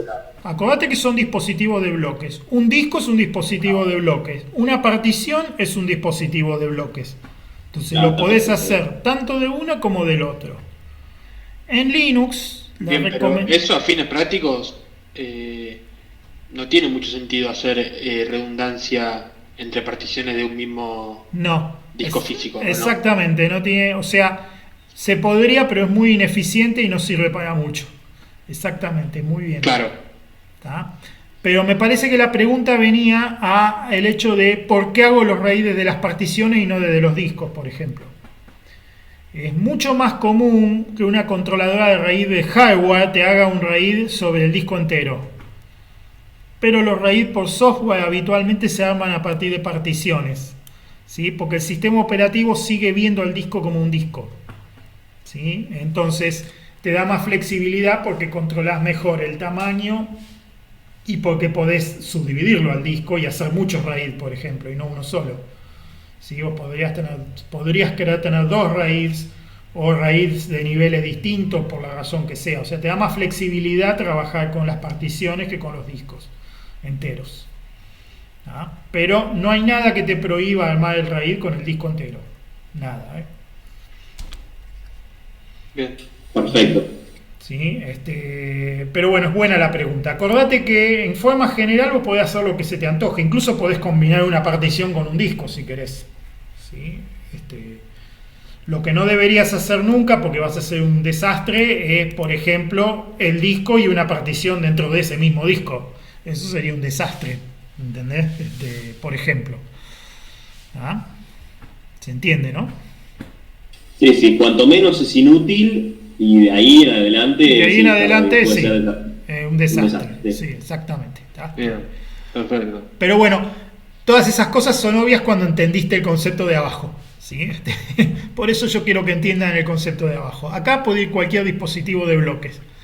¿Sí? Y lo que se pide habitualmente es que todos tengan el mismo tamaño. ¿Sí? Por lo menos para el nivel 1, para el nivel 5, es importantísimo que todas tengan el mismo tamaño. ¿Sí? Y preferentemente, si es un RAID clásico, todos la misma velocidad. Ya si son RAID raro como el que hice yo, puede haber otro requerimiento, pero si son RAID clásicos, todos la misma velocidad. Muy bien. Bueno, cuando hacen el PROM de stat van a ver que se está reconstruyendo. Como es un RAID muy chiquitito, se va a reconstruir muy rápido. Si es un RAID de verdad de varios teras, pues ahí está horas para reconstruirse. Esto también es importante. Y mientras se está reconstruyendo, todo anda lento, habitualmente.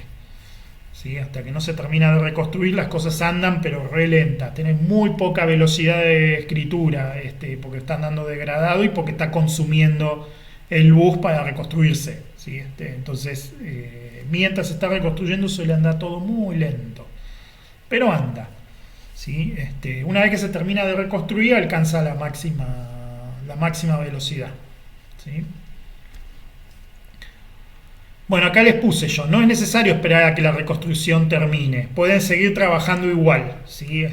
O sea, el kernel no te exige para poder leer o escribir el RAID que el RAID esté reconstruido. ¿Sí? Es lo suficientemente vivo como para que si estás en una zona que todavía no fue actualizada, te lee como si estuviera degradado el RAID. ¿Se entiende, no es cierto?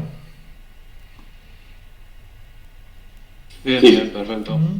Así que a los fines prácticos ustedes se pueden abstraer del hecho de que se esté reconstruyendo el RAID, pueden seguir igual. Lo único que pueden llegar a notar, como les digo, lentitud, nada más. ¿Sí? Muy bien, después acá les sugiere que guarden la configuración. Esto más que nada es para que se guarde el nombre, porque el nombre no queda en ningún lado registrado, y si no se pierde el nombre y después lo tienen que acceder a bajo nivel. Bueno, acá me dice Tomás que se tiene que ir. Bueno, no hay problema, igual ya estamos al final. Pensaba repasar esta guía y ya dejarlos ir. Igual después, si quieren, igual después les cuelgo la clase, como hice con las otras. Sí, ¿no? Sí, buenísimo.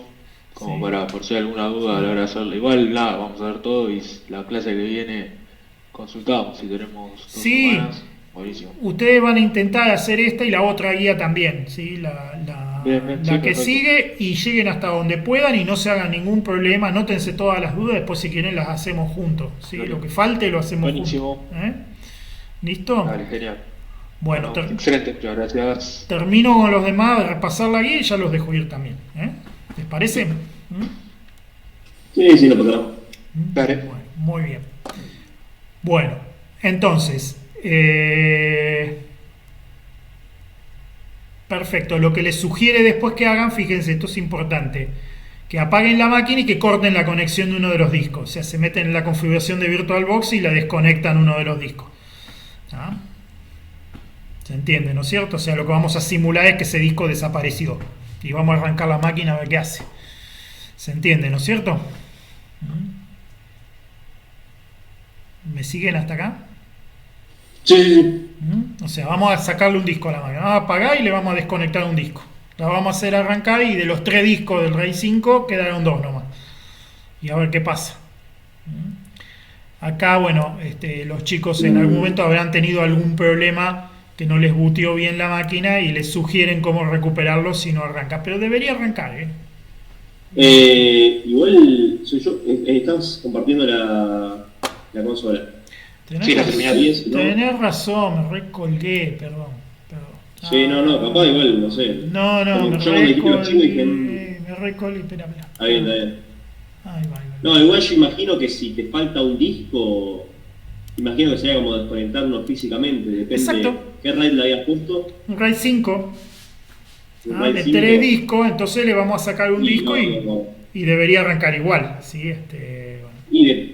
Y sí, el tema es que no tenés, si no tenés un disco, no tenés dónde ponerlo tampoco, el contenido para reconstruirlo en base al No, de nosotros. no, pero se puede, pero la controladora en vivo, o sea, el controlador así en directo te arma te hace el XOR de los dos bloques de los discos que sí tiene y te arma el bloque del disco que no está. Claro, pero ¿en dónde? Pero Volando, ¿cómo hace eso? volando, cuando yo le pido la lectura, ahí la calcula y me la entrega. ¿Sí? Ahí. Claro, pero digo, ¿en dónde? ¿Qué espacio libre agarra? Ninguno. Lo calcula y te lo entrega. O sea, vos le pediste leer el sector 3 y el sector 3 está justo en el disco que está roto o que no está. Bueno, entonces te hace el XOR, te lo arma en la memoria y te lo entrega. Claro, lentísimo. Si después se lo pedís de nuevo, lo tiene que hacer otra vez. ¿Sí? Así que claro, sí, claro, es lentísimo, pero bueno, pero está. ¿Sí? No se pierde la información. ¿Sí? ¿Se entiende, no?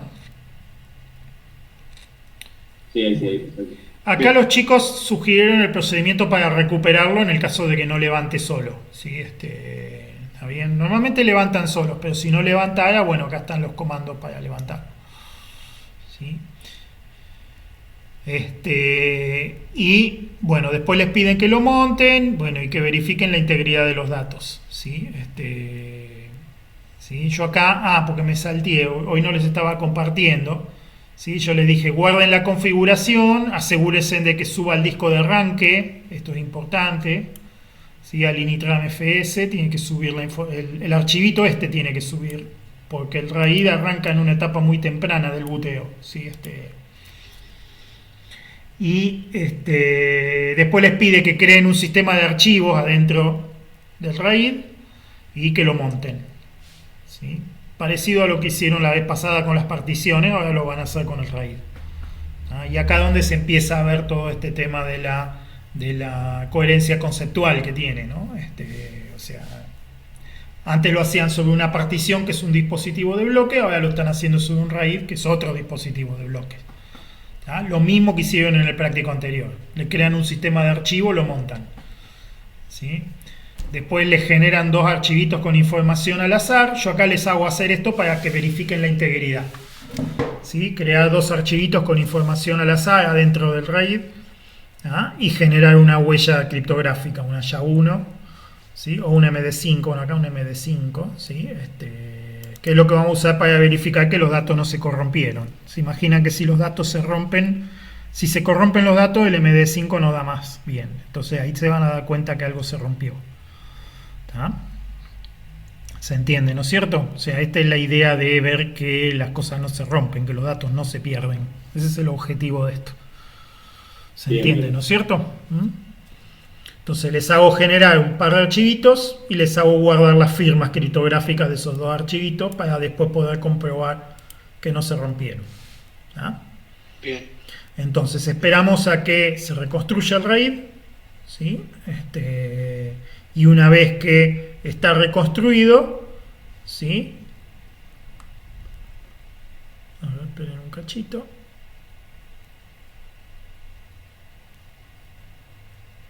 Una vez que está reconstruido, bueno, apagan la máquina. Una vez que está todo construido, perdón, acá estábamos en el 14, perdón, disculpen, acá.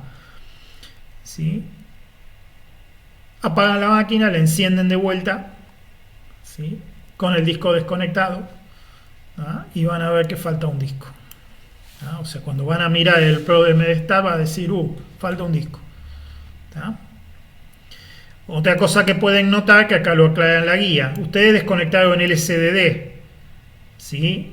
Y ustedes habían hecho 4 discos, el último era SDE. Al desconectar el SDD, el SDE pasó a llamarse SDD, pero es otro disco. Bueno, eso tengan cuidado porque se pueden confundir, ¿sí? ¿Se entiende, no es cierto? O sea, al sacar uno, el kernel le asigna la letra a la que sigue al otro. Claro. Sí. Bien. Bueno. Entonces lo que les dice es que el disco que falta, ¿sí? O sea, ese disco que tenían, ¿sí? Lo incorporen al RAID, así al vuelo. ¿sí? Entonces con esta instrucción ustedes incorporan, es como si dijeran, bueno, vamos a agregar el disco de repuesto ahora. ¿Tac? Y en ese momento la controladora comienza a reconstruir el RAID que está degradado. ¿Se entiende, no es cierto? Perfecto.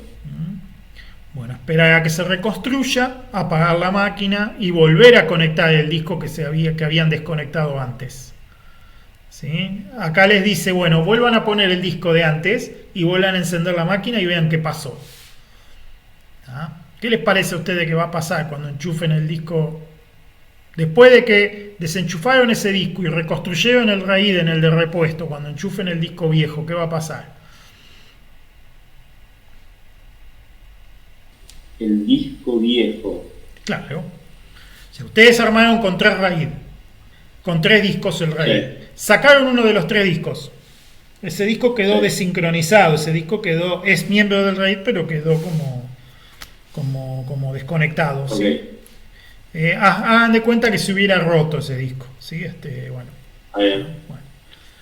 Pero bueno, hicieron todo el laburo de reemplazarlo con otro. Y después lo vuelven a enchufar. ¿Ah? La pregunta es, ¿qué pasará cuando lo vuelvan a enchufar? Si se basa por el nombre que se le asigna, no sería parte del RAID de nuevo, ¿no? En realidad el nombre no es relevante, o sea, el sistema se da cuenta que pertenece al RAID por los metadatos, ¿sí? No por el nombre, no por la Ahí va. letra. No, no sabía qué criterio era. Sí. No por la letra, no porque las letras cambian de lugar, ¿sí? Como ya habrán visto, Claro. que cambian de lugar. Entonces no puede usar eso, ¿sí? Nada, yo imagino que después de que hayas dicho que el MDAM era bastante potente y útil, que detectaría que es la unidad que se había roto y no haría nada particularmente. O sea, todo seguiría funcionando con los 3 que están en correcto funcionamiento, como mucho lo dejaría. Exacto. Queda a un costado y como que lo desconoce, ¿sí? Dice no. O sea, ustedes lo van a encender y van a ver que el RAID está armado entre los discos B, C y E, porque el E recuperó su letra original, ¿sí? Y el D quedó ahí en el aire, sin nada. ¿Sí? Entonces ahora lo que van a hacer es decir, bueno, agreguémoselo al RAID, agreguémosle el 4.º disco al RAID, ¿ah? Y a ver qué pasa. ¿Sí?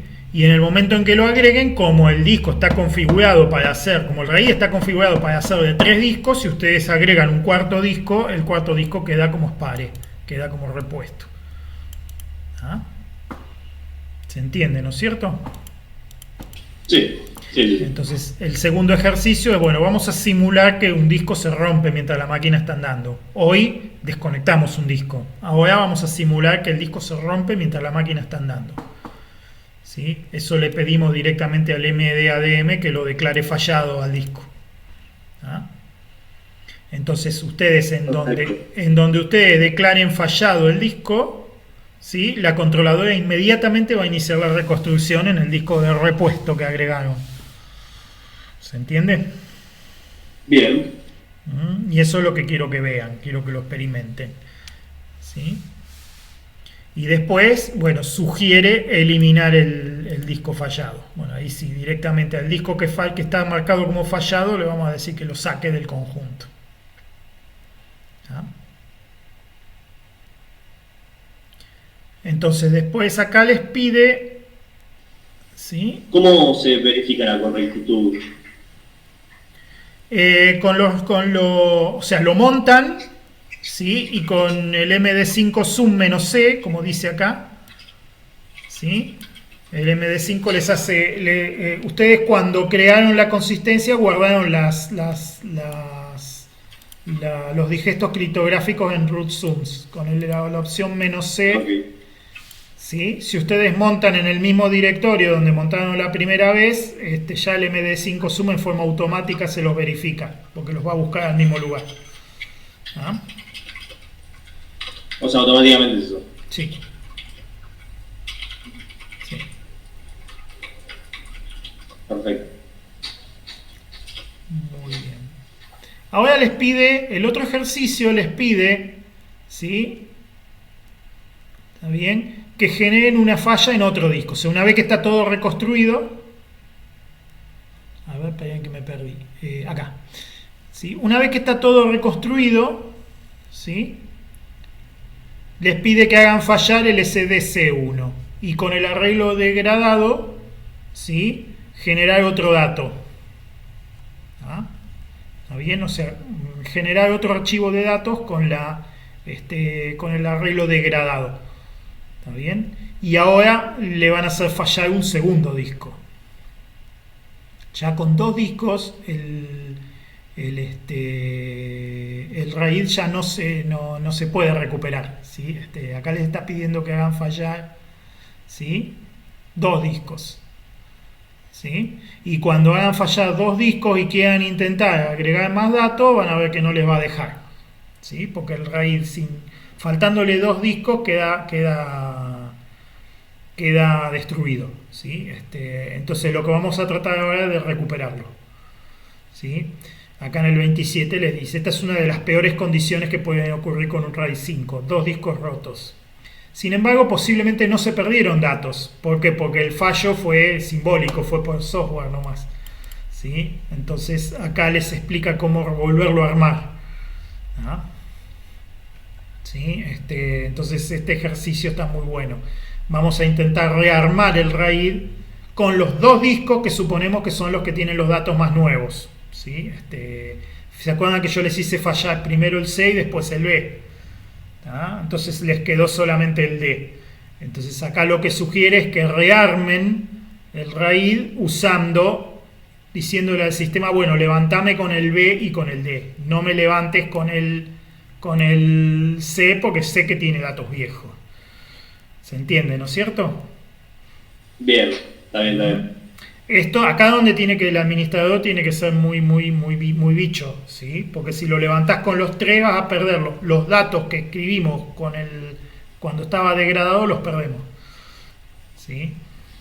¿Se entiende, no es cierto? O sea, tiene que ser bicho ahí, porque si no... ¿Ah? Bien. Dice, la herramienta advierte que ya existía un arreglo previamente. Como sabemos lo que estamos haciendo, vamos a confirmar que sí. ¿Sí? El arreglo ahora queda degradado y funcionando con los dos últimos discos conocidos que tienen datos consistentes. ¿Sí? Vamos a revisar el sistema de archivos por las dudas. ¿Sí?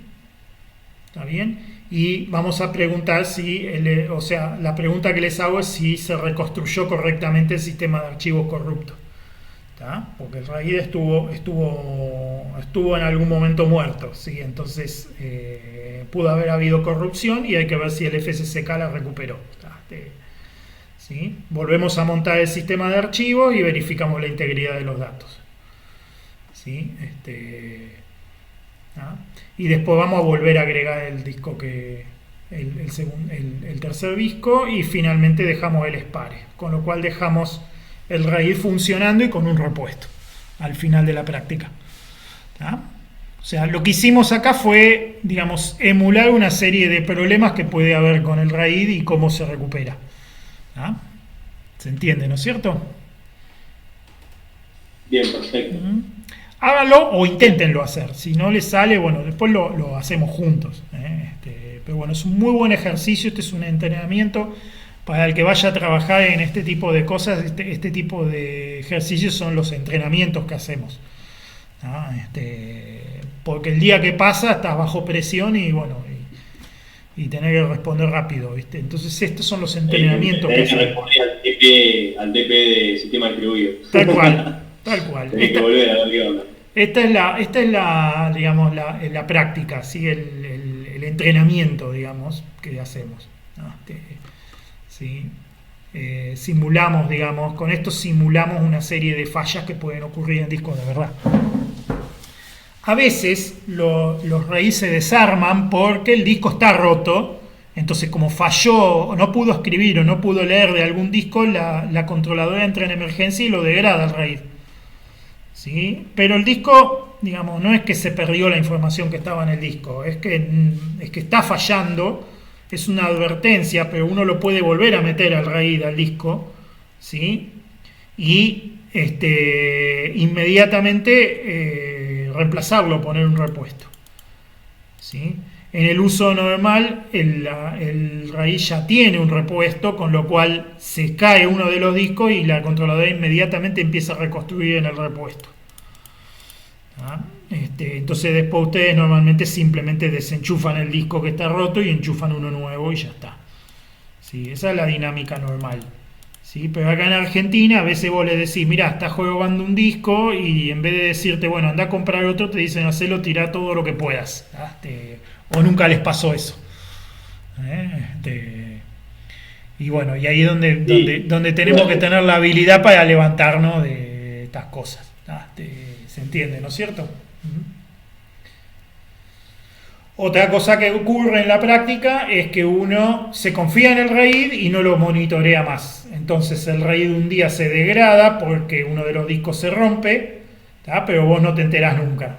¿Sí? Te enterás el día que no arranca nada y vas a mirar y resulta que ya tenés 2 discos rotos. ¿Sí? Bueno, ese es otro problema que suele ocurrir cuando uno no monitorea, no vigila, digamos. Yo acá a los chicos siempre les recomiendo que vayan, suban al data center y miren las lucecitas de los discos directamente, que no confíen en los sistemas de monitoreo, que cada tanto den la vueltita que esté en la lista de funciones, ¿no? Hacerla como el sereno tiene que dar la vuelta, ellos tienen que ir allá arriba y mirar la lucecita de todos los discos, a ver si no hay ninguna que esté parpadeando, ¿sí? Porque a veces los monitoreos fallan, ¿sí? Los monitoreos a veces dependen de los mismos sistemas que están monitoreando y no saltan, ¿ah? Con lo cual es muy delicado el tema. ¿Vos decís acá a los chicos que donde trabajás, decís? En los distintos lugares donde trabajo, sí. Okay.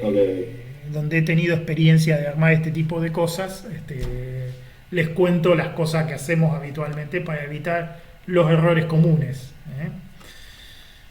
Bien, muy bien. También les dejé la de NFS, por si la quieren mirar, ¿sí? Pero bueno, como el objetivo es que las intenten resolver, ¿sí? No es mi pretensión que las traigan resueltas la semana que viene, ¿sí? Y tengan cuidado con ChatGPT porque a lo mejor ya se agua con estas cosas, ya son muy avanzadas, ¿sí? Sí, miramos la mano. Esperen y las hacemos juntos nosotros, Bueno, chicos, estamos. Si no tienen más dudas o preguntas, por ahora dejamos acá. Perfecto. Dale. De momento no, habría que probar. Habría que hacer práctica. Tienen su tiempo para intentar resolverlo. Y si no, la semana que viene lo hacemos juntos. ¿De acuerdo? Sí, perdón. ¿Los 2 TP para la semana que viene o solo este? Intenten los 2. ¿Sí? El otro échenle un vistazo, el otro no tuve tiempo ni de explicárselos, pero bueno, si lo entienden y se animan a hacerlo, avancen, y si no, déjenlo y lo vemos la semana que viene. Intentamos. ¿Pero qué tenemos? En teoría tenemos 2 semanas. Claro, tienen 2 semanas. Yo la semana que viene vamos a hacer las 2 prácticas, ¿sí? Está bien. Y la otra es la otra teoría, que ya vamos a irnos con DRBD, que es ya mucho más avanzado. Así que bueno, sí, son 2 semanas, ¿sí? Cuenten con 2 semanas. ¿De acuerdo? Bien, buenísimo. Genial. Bueno, muy bien, chicos, muchas gracias. Bueno, Hugo, que tenga buen fin de Seguimos en contacto como siempre, Nos vemos. Hasta luego. Dale, nos vemos, Adiós. Chau.